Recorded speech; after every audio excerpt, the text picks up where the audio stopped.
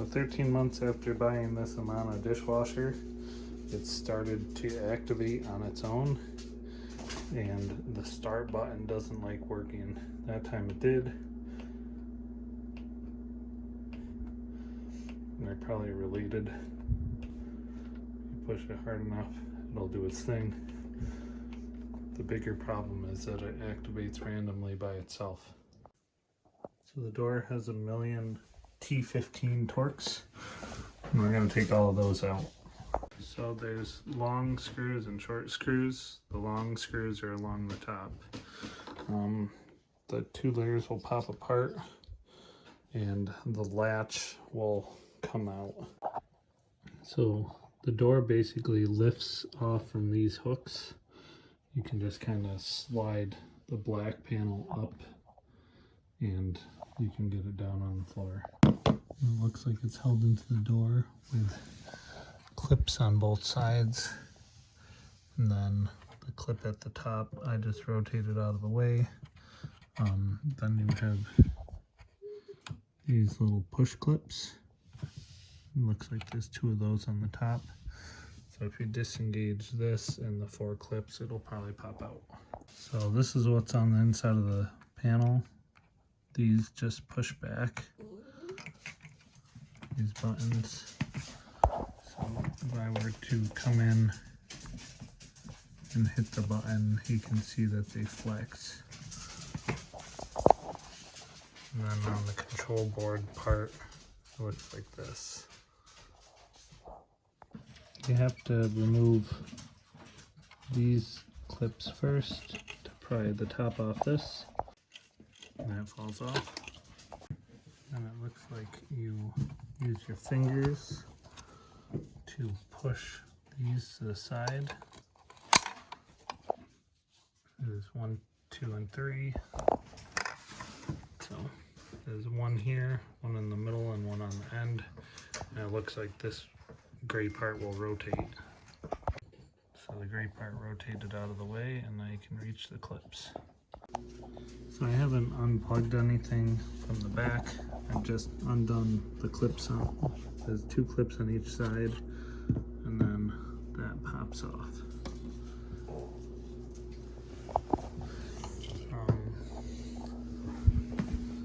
Here's this side of the board.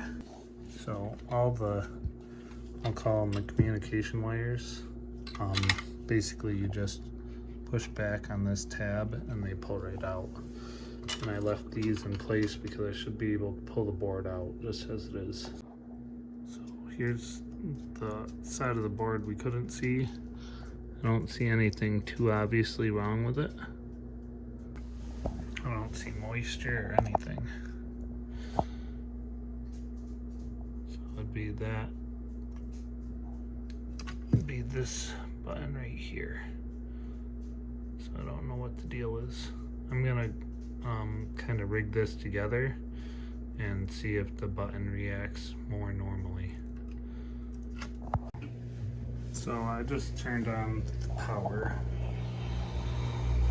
and it went straight into a drain cycle. So I have the latch installed up there, and so that's going to be the drain, and that's going to be the start button. And I'm going to be honest, I don't recommend doing this because it's very possible that these are 120 volt lines coming into this board.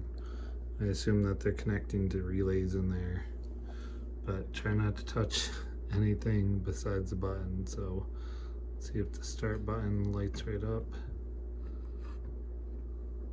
So it might actually be the button. So that,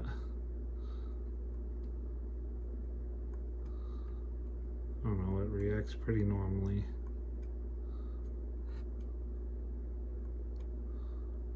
So I have to wonder if it was just alignment on those pins on this board. Maybe when it was put together, it was right on the edge and it slowly slipped off over time.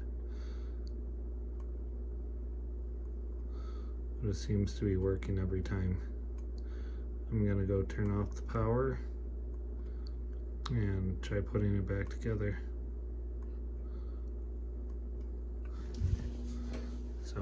Actually, we'll hit this twice and it should start filling.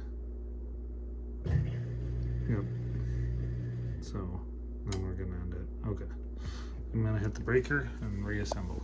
So I just turned the breaker off for 15 seconds and on.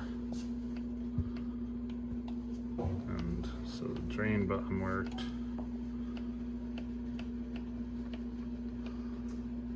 The select options is back to working.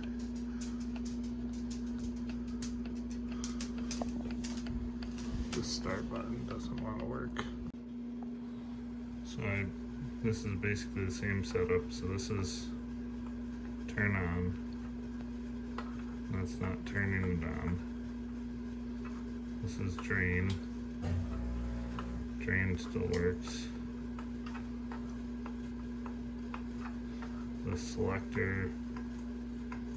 Oh, okay. So this is the control. This is the lock controls. That seems to work.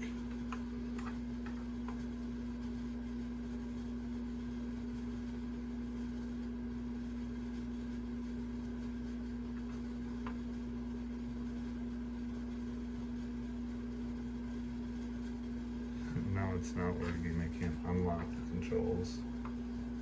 Okay, so I think I have control lock off. Play buttons, or the start button's still not working. The selector button seems to be working most of the time. So after a bit of research, it says that these two pins will always be connected, and these two pins will always be connected, and then this pin I think is a ground. When you press the button, basically it allows this side of the switch, because these two pins are connected, to connect to these two pins on this side of the switch. I think there's 4 pins so you can attach it more solidly.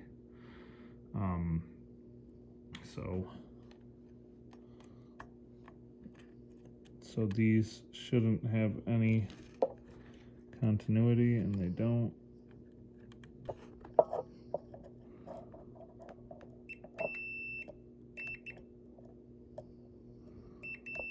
So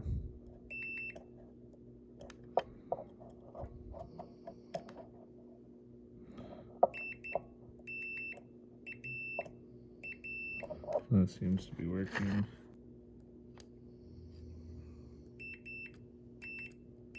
So that's working as it should. And then this is the switch that I think is having problems. This is the resume switch.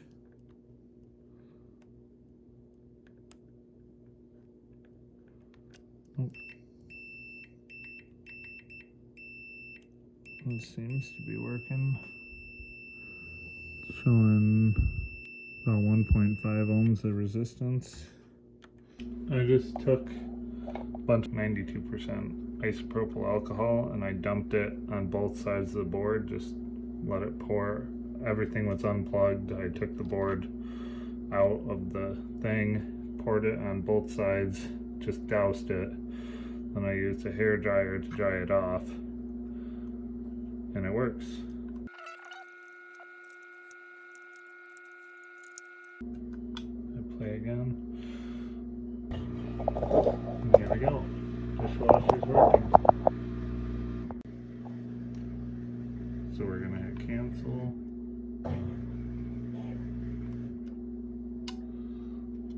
And then I'll demonstrate what I did. So I'm not saying that this is a good way to fix it, but I just took 91% alcohol from Walmart. And the electronic guys are probably gonna cringe, but I literally just took it,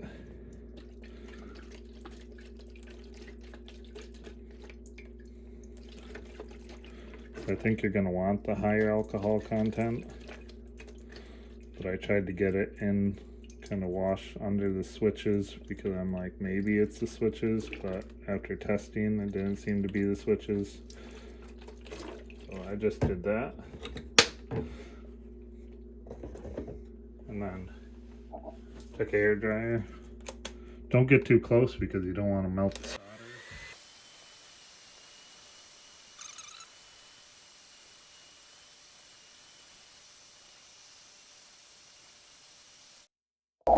So the board is fairly warm to touch, but all the alcohol seems to be dried off from it, and the alcohol is dried off my hands, and now we're going to reinstall.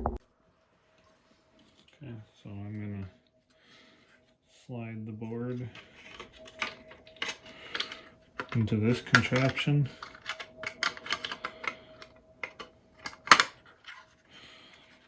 And go ahead, plug in the two big cables.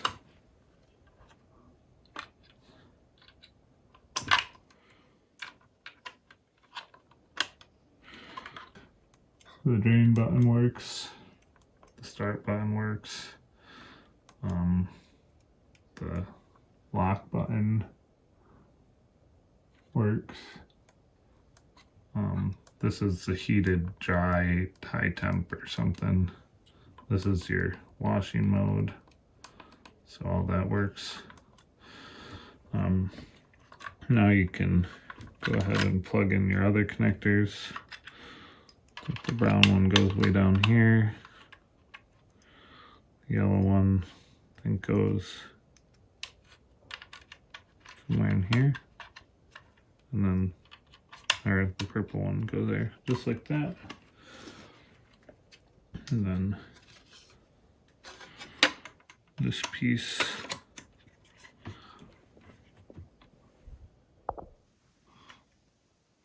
slides on like that. And you're going to want to bring in this weird pivoting thing. I must tuck this way. So you bring in the gray thing, and you hook it in. And then each one of these gray tabs kind of snaps into place like so. And then this gray piece, gotta feed it into these holes.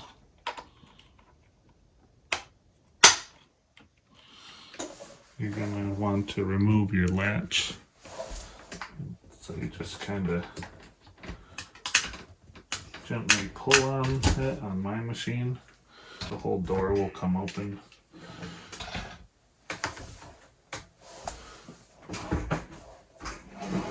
We're gonna have to take, this might be a good time to turn off your breaker, but I'm gonna live on the wild side here.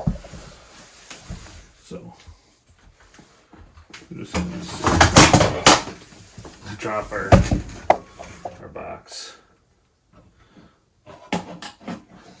So the box,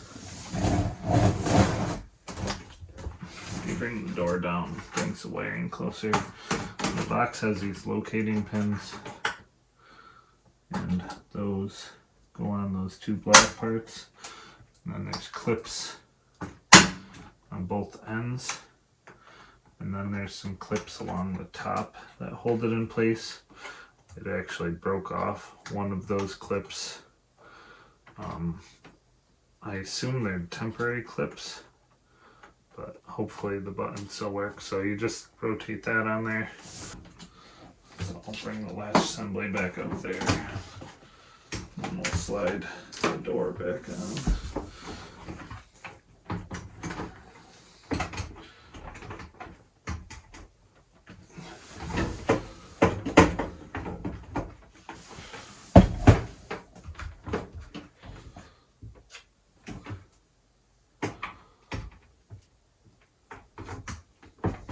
Alright, door's back on.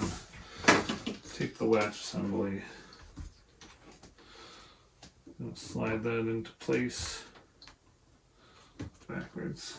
Try that. so it was backwards. We're going to carefully line up the two halves without the latch dropping, just like that.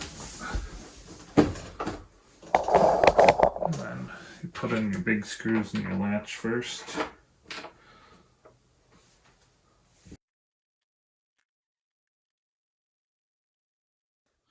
So I got all the screws back in. So all those buttons work. I think I used to do heavy, high temp. Drain works, play works. So, and hopefully it stops activating by itself. So, I think I'm good to go.